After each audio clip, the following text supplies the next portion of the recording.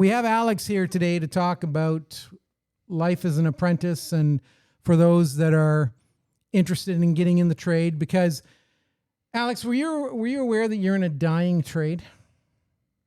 No. Well, yes and no. Not a lot of individuals are interested in getting into auto repair. Yeah. Because we have this persona.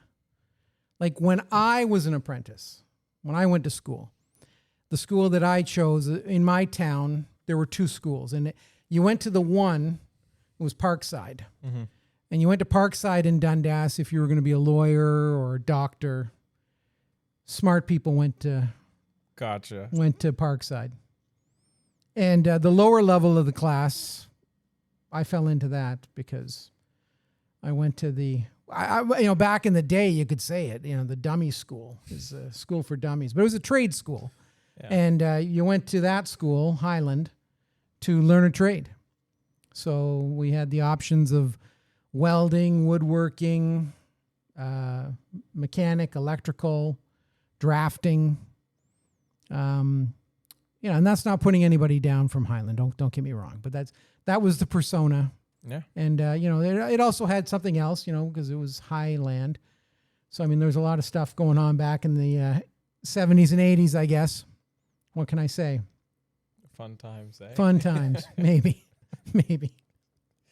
But the trade is definitely changed, and we want to kind of talk about that today and go through a little bit of what people can expect, young individuals that are listening, that are interested in joining the trade.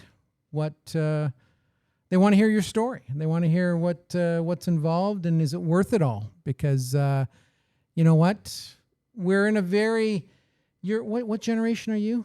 I think Gen Z. You're Gen Z. I'm even getting lost with all of it. Yeah. So you're not a millennial. You're Gen Z. Nope. But now there's Gen Alpha. Apparently. And Gen Beta's coming.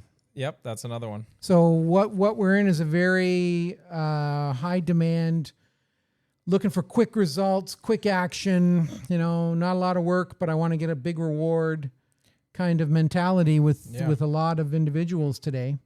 Yeah, it's very true. Whereas Gen Xers such as myself and Mark and Drew and Derek and Greg, well, Greg's a baby boomer, but the Gen Xers are more, get it done and don't cry. Yeah, and then hear about the success later. Let the work show the success, right? The work, the effort, to get do the effort, you get the results. Exactly that. Right? Exactly that. And we're trying to instill that in young individuals like yourself. But let's go back. Let's go back a little bit, kid, because you've been with us for how long now? Exactly. He's looking at his watch. Today is actually a year today. And he wonders why I had him on the podcast, and I wanted to get it done today. See, what a fluke. I had a feeling. I was like, why? But now it makes sense. What did I tell you yesterday? Hair and makeup. Hair and makeup, yeah. Hair and makeup. I don't look horrible. I look okay. I think you look okay. Yeah, kid. You nice hair. Like the hair. Thank you.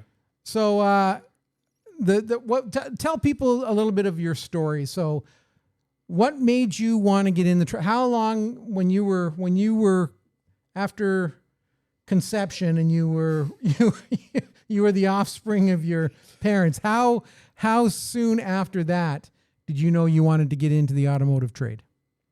I think around the age of 16, I really put my foot down and kind of learned that's what I wanted to do. But it always started when I was younger. I was always into the cars, and then it was always kind of... Did you play with Hot Wheels? Oh my gosh. Yeah. I have so many Hot Wheels. I have so many Hot Wheels. Yeah. I've got hundreds of Hot Wheels. Yep.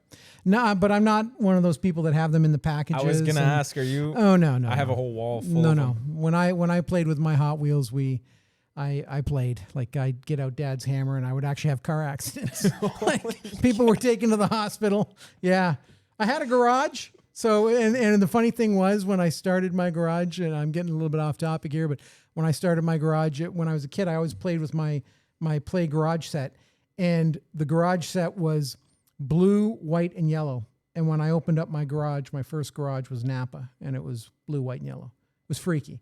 I was walking home. I was locking up one day.